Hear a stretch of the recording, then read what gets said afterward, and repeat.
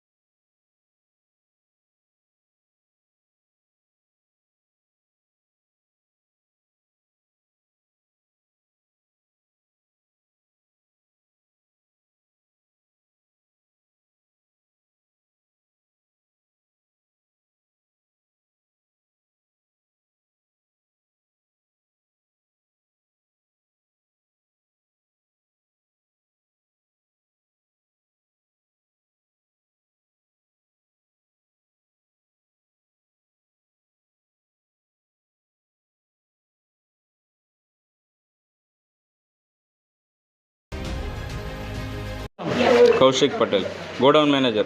કૌશિકભાઈ, આજુબાજુની સોસાયટીની રહીશો દ્વારા વારંવાર રજૂઆત કરવામાં આવી કે અનાજના વિવાદ છે એમના ઘર સુધી જમવા સુધી શાકભાજી સુધી પહોંચી ગયા છે, તેના માટે શું પ્રક્રિયા શું કરવામાં આવે?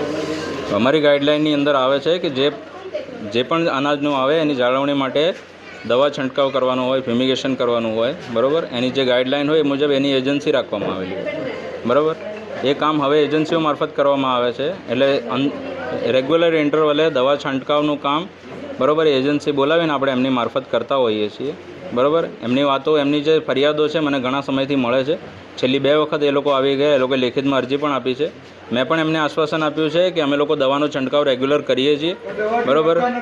અને દવા, આ વસ્તુ એવી છે કે દવા જ્યારે અહીંયા આપણે છાંટીએ, બરાબર, એમની જે આ મોસમ જે છે વર્ષા ઋતુ, જ્યાં ભેજવાળું વાતાવરણ હોય, સૌથી વધારે પ્રજનન આ ટાઈમમાં થતું હોય, બરાબર, અને જ્યાં દવાનો છંટકાવ વધારે થાય, બરાબર, ત્યાંથી એ સ્થળાંતર કરીને બીજી જગ્યાએ જતા હોય છે, બરાબર। મેં એમને આશ્વાસન આપ્યું છે કે અમે ઝડપથી જથ્થાનું રોટેશન કરીશું, બરાબર, અને રેગ્યુલર દવાનો છંટકાવ કરીશું, એનું ઇન્ટરવલ ઓછું કરી દઈશું, બરાબર। પણ આમાં અનાજની જાળવણી કરતા હોઈએ ત્યારે વધુ પડતો ઝેરી તત્વોનું આપણે વપરાશ કરીએ તો અનાજને પણ એનો અસર થવાની શક્યતાઓ રહેલી હોય અને ગરીબો સુધી અનાજ પહોંચે અને આપણે વધુ ઝેરી અનાજ ન આપીએ એવા અભિગમ સાથે આપણે દવાનો છંટકાવ કરવાનો હોય। ગઈ વખતે મેં એમને આશ્વાસન આપ્યું એ મુજબ એમની સાઈડે પણ આપણે દવા છાંટાવી છે, જે અમારી પ્રિમાઇસીસની બહારની એરિયા છે, મોટેભાગે અમારે અનાજની જ જાળવણી માટે ત્યાં જ દવા છાંટવાની હોય, પણ અમે પાવડરનો છંટકાવ કર્યો, દવાનો છંટકાવ કર્યો, બરાબર, એમની પ્રિમાઇસીસની એ તરફ કે જેથી કરીને જીવાતો એ તરફ ઉડીને ના જાય. કાયમી નિકાલ થશે ખરો? કાયમી નિકાલ માટે મેં એમને આશ્વાસન આપ્યું છે કે આ બધું રાતોરાત બંધ નહીં થઈ જાય. આજે હું મારવા બેસું, તમે અત્યારે ગોડાઉનની અંદર બી અમે લોકોએ ચેક કર્યા પછી મકોડા મરી ગયા, ગરોળી મરી ગઈ, જે છૂટાછવાયા વંદા હોય એ સુદ્ધા મરી ગયા, બરાબર, અને જીવાત પણ ખાસા અંશે મરી છે, બરાબર. પણ જે રેગ્યુલર આવક આવતી હોય, બરાબર, એની અંદર પણ જીવાતો આવવાની સંભાવનાઓ હોય અને પ્લસ જે રોટેશન થતું હોય, એટલે આપણે દવા છાંટ્યા પછી બી એ આવક અને જાવક ચાલુ હોય, એટલે એની અંદર એવું છે કે એ ઘણી વખત આવતી પણ હોય, બરાબર. અમે એનો ઇન્ટરવલ ઓછો કરવાનો કોશિશ કરીશું અને આ ચાલુ મહિનાની અંદર અમે એમને આશ્વાસન આપ્યું છે કે આ વસ્તુનું પ્રમાણ ઓછું થઈ જશે. બંધ થઈ જશે. ગંદુ પાણી બી અંદર ગોડાઉનમાં દેખાય છે અને પાણીમાં ગોડાઉનનું ગંદુ પાણી એ ગોડાઉનમાંથી નથી આવતું, એ બહારની રહીશોમાંથી ત્યાંથી બધું અંદરની સાઈડે આવે છે. આ બધી વસ્તુઓની રજૂઆતો કરી છે. ગોડાઉનની અંદર તો ટોયલેટ બાથરૂમ પણ નથી. અમારી પાસે પાણીનું કનેક્શન બી નથી.